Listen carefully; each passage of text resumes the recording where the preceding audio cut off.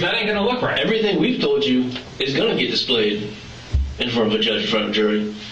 She went missing from the street you live on. The same night that your gun went missing, your gun is found with her body. Your phone puts you in the woods the night she went missing. For an extended period of time. This is not a coincidence.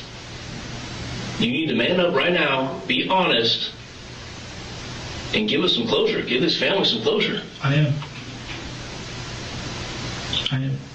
Susanna Morales was born in 2006 and grew up in Norcross, Georgia, a community in Gwinnett County, northeast of Atlanta. She was just 16 years old when she vanished in July 2022, a teenager navigating high school. Friendships and family life in a working-class Latino household. Family members and friends described Susanna as a bright, funny, and caring girl.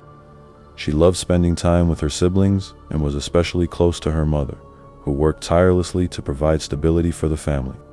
Like many teenagers, Susanna juggled school responsibilities with social life, texting friends, going to gatherings, and finding her independence. Those who knew her say she was protective of her younger siblings and often acted as a caretaker in the home. She was also outspoken, not afraid to express her feelings or stand up for herself. Her personality stood out among her peers, someone who could joke and laugh, but who also had a deeply empathetic side. Susanna attended Meadow Creek High School in Gwinnett County. Her teachers and classmates recalled the teenager with big dreams, someone whose life was just beginning to unfold. Like many immigrant and first-generation families in the area, her household valued education and perseverance, even amid financial and social struggles. Her cultural background was an important part of her identity. Growing up in a predominantly Latino neighborhood, she was connected to a community that celebrated traditions, language, and family ties. Susanna often helped translate for relatives, bridging the gap between Spanish at home and English in the outside world, common role for bilingual children of immigrants. But Susanna was also a typical 16-year-old. She had a lively social circle, loved music and media, and, like many teens, relied on her phone to stay connected. She had accounts on social platforms and regularly used apps like Life 360, which allowed her family to monitor her location for safety. That app would later play a critical role in the investigation of her disappearance. Behind the laughter and everyday routines, Susanna's family described her as a girl full of promise. She wanted to grow up to contribute to her family's well-being, to create a future that reflected both her roots and her ambitions. She had dreams like any teenager dreams, now forever cut short. Her mother, Carla Romero, later spoke to media outlets about the pain of losing her daughter. She remembered Susanna as someone who always wanted to be around family and who could brighten a room with her presence. Even in tragedy, the family's words painted a picture of a life that mattered deeply, a life that deserved to be protected. The days leading up to her disappearance were uneventful in the ordinary sense: summer vacation, time with friends, and warm July evenings. Nothing suggested what was about to happen. For Susanna, the night of July 26, 2022 began like many others. For her family, however, it became the night their world changed forever. For more videos like this, like, subscribe, and turn on notifications. The night of the disappearance, on the evening of Tuesday, July 26, 2022, Susanna Morales was spending time with a friend in Norcross, Georgia, not far from her family's home. It was a summer night, humid and quiet, and the day had unfolded with the ordinary rhythm of teenage life. By late evening, she was ready to leave and make her way back to her mother's apartment. At 9:40 p.m., Susanna sent her mother a text message. She let her know she was walking home, a trip that normally took less than 10 minutes on foot. It was a routine walk, one she had taken before, and her mother expected her to arrive within minutes. But Susanna never walked through the door. Phone data and final movements. For investigators, one of the most critical tools in reconstructing Susanna's final known movements was her cell phone data, especially through the Life 360 app her family used.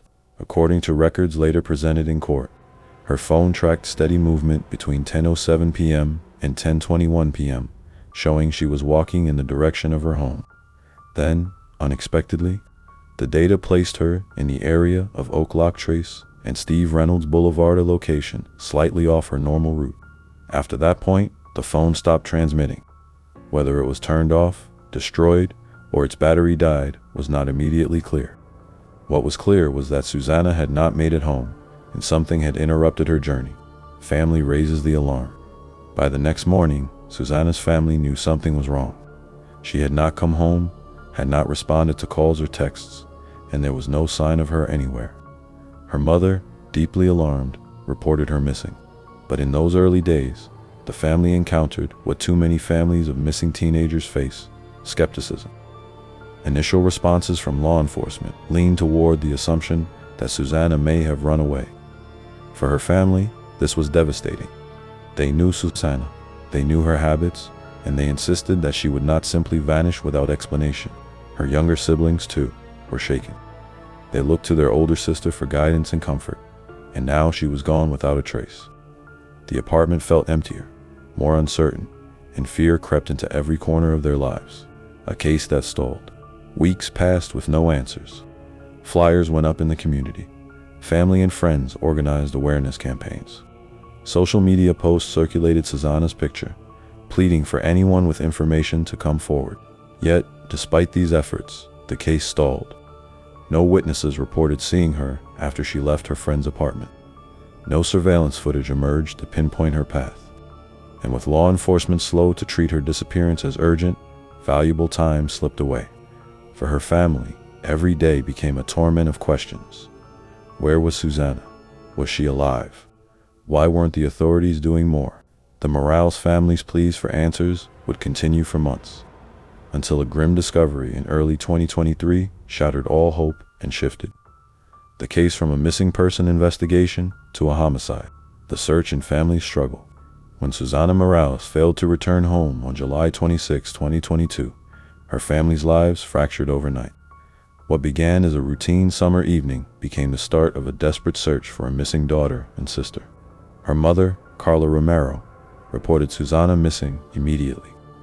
But instead of a swift and aggressive investigation, the family ran into the all-too-common barrier faced by families of missing teenagers: the assumption that Susanna was a runaway. Early frustrations. Local law enforcement initially treated the case with less urgency than the family expected. Officers suggested that Susanna may have left voluntarily, a theory her family vehemently rejected. To them, Susanna's disappearance was completely out of character. She was deeply tied to her family, particularly her younger siblings, and had no reason to vanish. This assumption that she had run away meant fewer resources and less priority were devoted in those crucial early days. For her family, the lack of urgency felt like neglect. As weeks went by with no progress, their frustration grew into anguish. Community efforts. With little visible action from authorities, the Morales family and their supporters mobilized. They organized searches, vigils, and awareness campaigns. Flyers with Susanna's photograph were distributed throughout Norcross and nearby areas. Her image began circulating widely on social media, especially within Latino community networks in Gwinnett County. Community organizations and local activists amplified her case, pressuring law enforcement to take the disappearance seriously. For many in the community, Susanna's case highlighted deeper issues: distrust between police and minority families, and a pattern of missing children of color receiving less immediate attention compared to white victims. The toll on the family. Inside the Morales household, the weight of Susanna's absence was unbearable. Her siblings struggled with fear and confusion, missing the presence of their protective older sister. The family marked each passing milestone: birthdays, holidays, the first day of school, with a painful void. Every knock on the door, every call from an unknown number, stirred hope that quickly collapsed into despair. Months dragged on, with no break in the case. Life in Norcross continued around them, but for the Morales family, time had stopped. They lived in limbo, balancing fragile hope with creeping dread. A lingering question. As fall turned into winter, the family's calls for justice grew louder. They demanded that law enforcement devote more attention to Susanna's case, that her disappearance be treated not as a teenage rebellion, but as a serious crime. Behind their grief was a conviction: Susanna had not run away. something had happened to her. That conviction would prove tragically correct. On a cold morning in early February 2023, the long search ended when human remains were discovered more than 20 miles from where Susanna was last seen. The discovery of Susanna's remains. For more than 6 months, the disappearance of Susana Morales hung over Gwinnett County like a shadow. Her family continued to push for answers. Her community kept her memory alive, and investigators still had no solid lead that explained what had happened to the 60-year-old girl who vanished on her short walk home. That changed in February 2023. The discovery, on the afternoon of Monday, February 6, 2023, a passerby walking in a wooded area off Highway 316 made a grim discovery. The location was near Drowning Creek and close to the Barrow County line, roughly 20 miles from where Susanna was last tracked by her phone. There, scattered in the woods, were what appeared to be skeletal human remains. The caller immediately notified authorities, who quickly secured the scene and began an examination. At first, investigators were cautious in making public statements. The remains were badly decomposed, having been exposed to the elements for months, and identification could not be made on site. But the location and circumstances raised immediate alarms for those following Susanna's case. Confirmation. 2 days later, on February 8, 2023, the Gwinnett County Police Department confirmed what many had feared. The remains were those of Susana Morales. The identification came through a combination of dental records and DNA testing, standard procedure in cases where decomposition prevents visual confirmation. With that announcement, the case shifted officially from a missing person search to a homicide investigation. For Susanna's family, the news was devastating. Hope, however fragile, had kept them going through the long months of uncertainty. Now, that hope was gone. Instead, they were confronted with the cruel reality that their daughter's life had been taken. Public outcry. News of the discovery sparked a wave of grief and outrage throughout Gwinnett County and beyond. Vigils were held, candles lit, and prayers offered for a teenager whose story had come to represent not just a single tragedy, but also the failures in how missing children's cases are sometimes handled. For the Latino community in particular, the case reinforced concerns that their voices were not being heard with equal weight. Susanna's mother and supporters repeated what they had been saying for months. Her disappearance had never been treated with the urgency it deserved. A new direction in the case.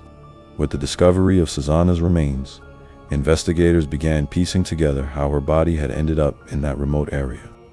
They re-examined phone records, surveillance footage, and tip lines. Slowly, a suspect began to emerge. Someone hiding in plain sight, someone entrusted with upholding the law. The case would soon take a shocking turn when investigators connected the disappearance and death of Susana Morales to Miles Bryant, a 22-year-old police officer from the nearby city of Doraville. The arrest of Miles Bryant. When Susana Morales' remains were identified in February 2023, Gwinnett County investigators intensified their search for whoever was responsible. For months, they had been working with limited evidence. Now, with the discovery of her body, they retraced every lead, every digital footprint, and every suspicious detail from the night she vanished. What they found pointed them to someone unexpected, a police officer. The suspect emerges. The man's name was Miles Bryant, a 22-year-old officer with the Doraville Police Department, a small department located just outside Atlanta. On the surface, Bryant was a young law enforcement officer with a promising career ahead of him. But investigators began uncovering troubling connections between him and the night Susanna disappeared. One key piece of evidence was his cell phone data. Records placed Bryant in the same areas connected to Susanna's disappearance, including the region where her body was eventually found. This overlap was too significant to ignore. The stolen gun report. Another major break in the case came from Bryant's own actions. On July 27, 2022, the day after Susanna went missing, Bryant filed a report with the Snellville Police Department, claiming that his handgun had been stolen. Months later, investigators searching the wooded area near Susanna's remains recovered a firearm. It was the same gun that Bryant had reported missing. Prosecutors later argued that he had staged the theft report to cover his tracks, hoping to explain away any connection if the weapon were ever discovered. This false police report would become one of the charges against him. First charges: on February 13, 2023, Gwinnett County Police announced the arrest of Miles Bryant. At first, the charges were concealing the death of another and false reporting of a crime. Even before murder charges were added, the arrest shocked the community. A sworn officer, someone entrusted with protecting the public, was accused of hiding the body of a 16-year-old girl. Bryant was immediately fired from the Doraville Police Department. The city released a statement expressing horror at the allegations and pledging full cooperation with the investigation. Escalation to murder. As the investigation progressed, the evidence against Bryant mounted cell tower data, his false gun report, and his proximity to Susanna's last known movements painted an incriminating picture. On February 22, 2023, charges against Bryant were upgraded to include malice, murder, felony murder, and kidnapping. He was also later charged with false imprisonment. Prosecutors alleged that Bryant had abducted Susanna on the night of July 26, 2022, killed her, and dumped her body in the wooded area where it was eventually found. Community shock. The arrest sent shockwaves through Gwinnett County. Not only had a teenager been brutally taken from her family, but the accused was a police officer sworn to serve and protect. For many in the community, particularly in immigrant and minority neighborhoods, the betrayal deepened existing mistrust of law enforcement. At vigils and rallies, Susanna's family and supporters demanded accountability. They insisted that her death not be treated as just another tragic crime, but as a case that highlighted systemic failures.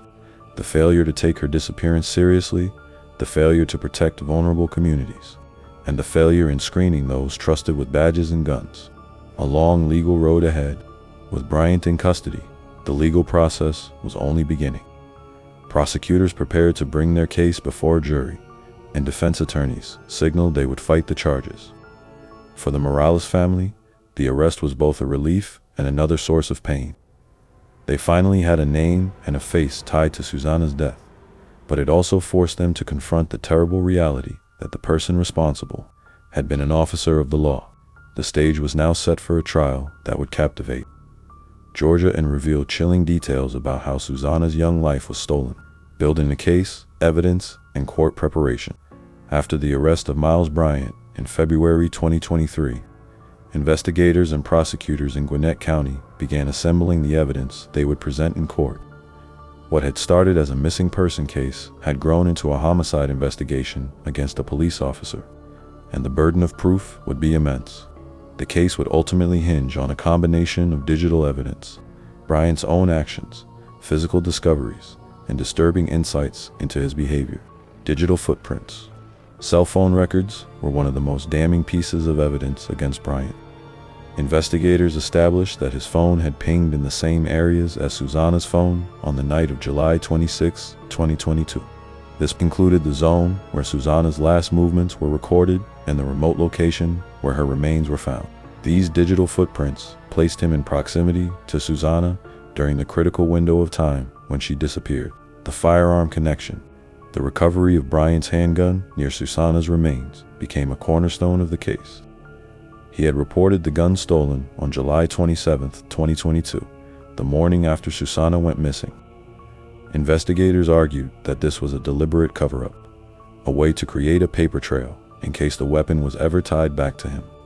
The false report, combined with the discovery of the weapon near Susanna's body, provided prosecutors with both physical evidence and a clear indication of guilt. False police report. The decision to file a false police report raised another red flag about Bryant's credibility. As a police officer, he would have known the seriousness of filing a fraudulent report. Prosecutors argued that this was not a mistake. It was an intentional attempt to mislead investigators and distance himself from the crime. Disturbing internet searches. During pre-trial proceedings, prosecutors revealed additional evidence. Bryant's internet search history. According to court records, Bryant had searched topics such as, how long does it take a body to decompose? How are you? ID by dental records. These searches, made in the time after Susanna's disappearance, painted a chilling picture of a man attempting to understand forensic methods and potentially cover his crime. Forensic evidence and condition of the remains.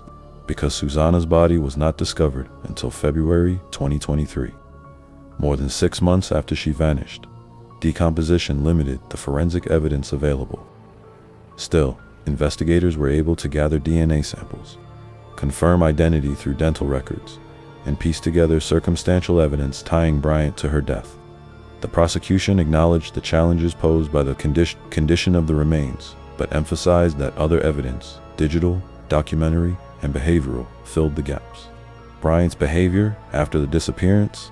Another element prosecutors highlighted was Bryant's behavior in the months after Susanna went missing. Despite being a police officer, he made no effort to assist in the search or volunteer information that might help investigators. Instead, he carried on with his duties, all while hiding a dark secret.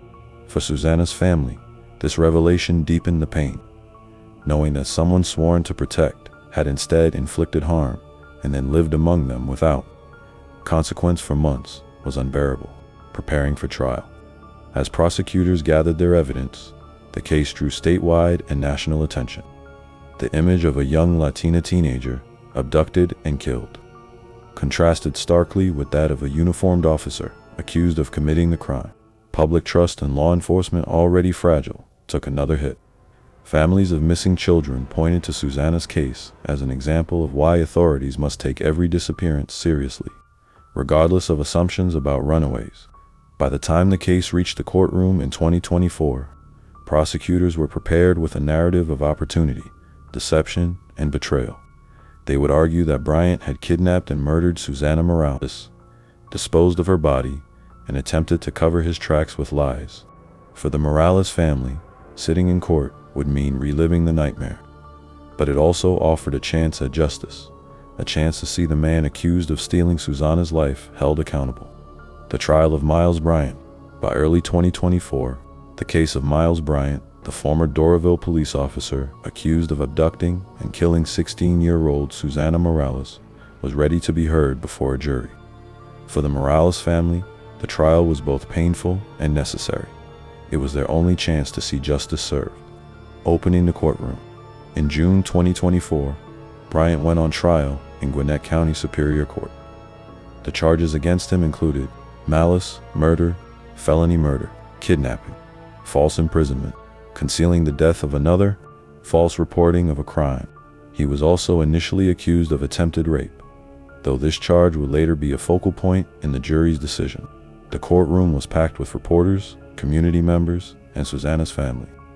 Her mother, Carla Romero, sat through every proceeding, determined to witness the process, even as she was forced to relive her daughter's final hours. The prosecution's case, prosecutors, led by Special Prosecutor Brandon Delfant, laid out their argument in stark terms. Bryant, a police officer sworn to protect, had instead used his position and power to prey on a vulnerable teenager. On the night of July 26, 2022, he intercepted Susanna as she walked home, abducted her, and killed her. He then dumped her body in a wooded area more than 20 miles away, where it remained for months until discovered. To support this, prosecutors presented 1. Cell phone data. Bryant's phone pinged in the same areas as Susanna's on the night she disappeared and near where her body was found. 2. His gun, reported stolen the morning after her disappearance, was located near her remains. 3. Internet search history. Chilling searches such as how long does it take a body to decompose and how are you ID'd by dental records were traced to his devices. 4. False report. His attempt to cover up the gun's disappearance demonstrated premeditation and deceit. Prosecutors called Bryant a monster in court, painting him as a predator who betrayed both his oath as an officer and the trust of the community. The defense's strategy. Bryant's defense attorneys countered with a different narrative.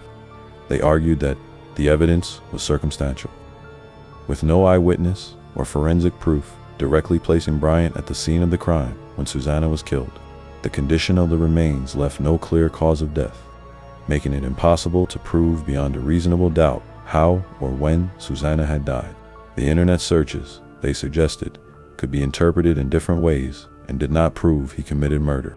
The defense emphasized the jury's duty to weigh reasonable doubt and warned against convicting on emotion alone.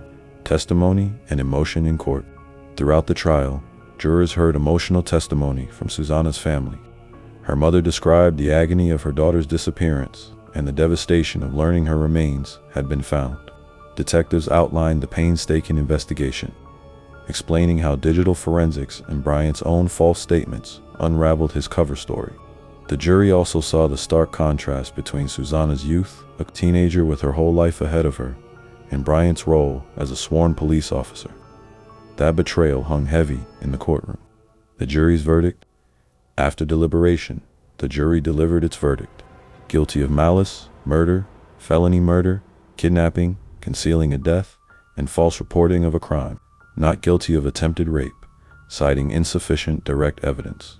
The split verdict reflected the challenges posed by the condition of Susanna's remains, but prosecutors emphasized that the core charges, kidnapping and murder, had been proven beyond a reasonable doubt.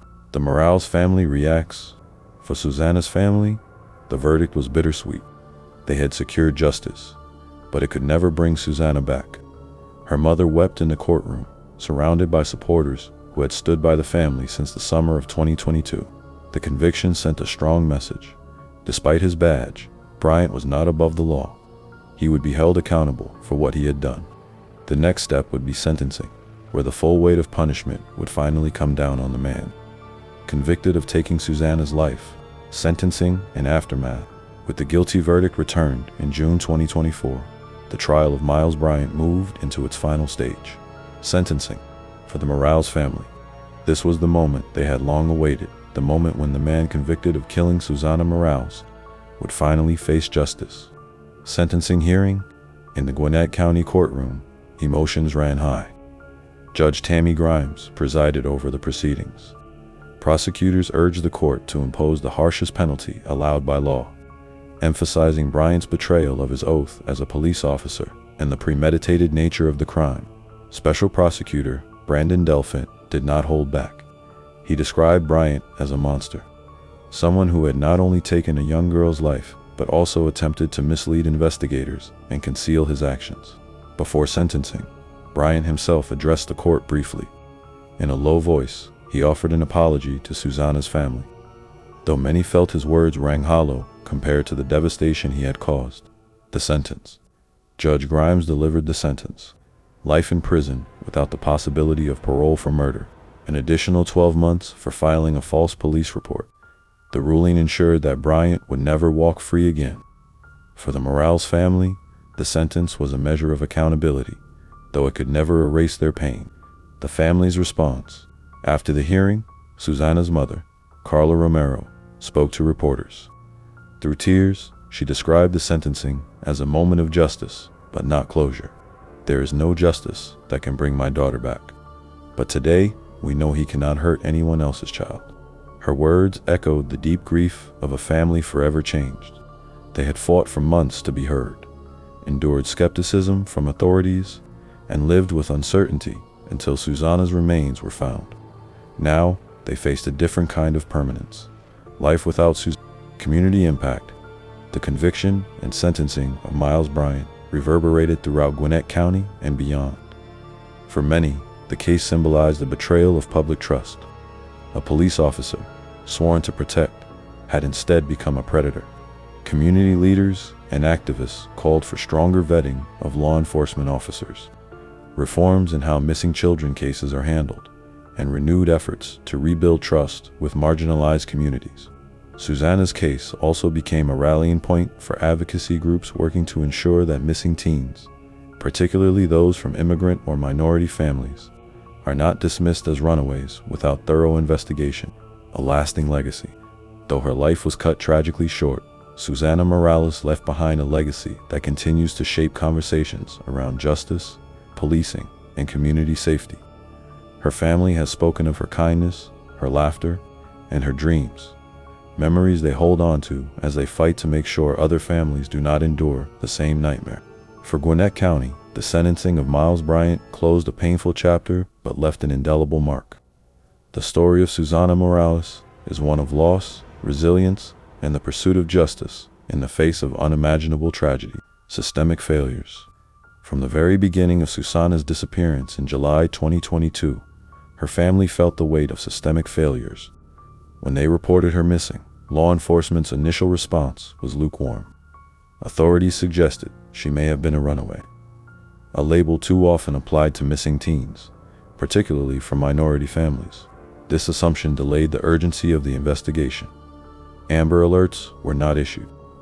Resources that could have been mobilized, search dogs, canvassing teams, and expanded media outreach were withheld. For Susanna's family, this felt like a devastating dismissal. They knew her habits. They knew she would not simply vanish without a word. But their pleas were filtered through a system that too often discounts the voices of immigrant families and undervalues the danger young women face. Months later, when Susanna's remains were found, the reality of that early inaction was undeniable. Had her disappearance been treated with the urgency it deserved, her family might have had answers sooner, and her killer might have been identified before he had months of freedom. Susanna's case became a symbol of the systemic shortcomings in how missing persons investigations are handled, particularly for marginalized groups. Family advocacy. Throughout the ordeal, Susanna's family refused to be silent. Her mother, Carla Romero, emerged as a fierce advocate for her daughter.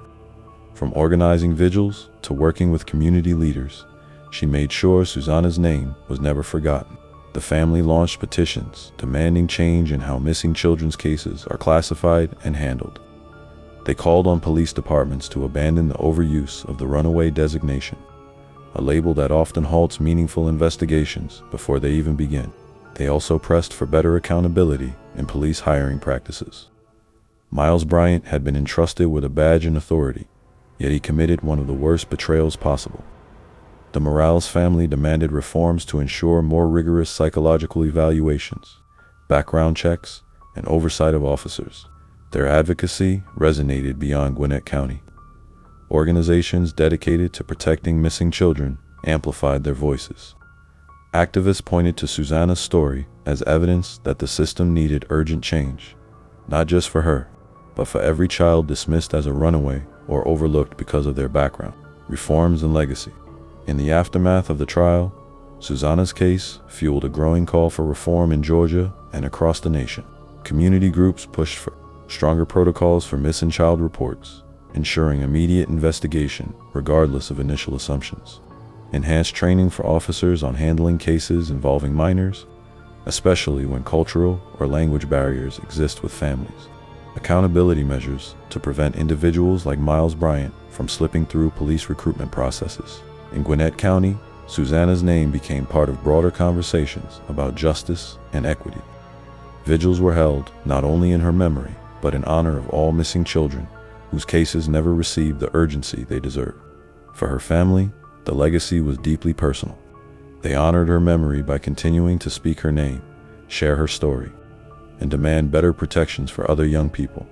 Though nothing could undo the tragedy of her loss, Susanna Morales' story now stands as both a warning and a call to action, a reminder of what happens when systems fail, and of the strength that can emerge when families and communities fight for change.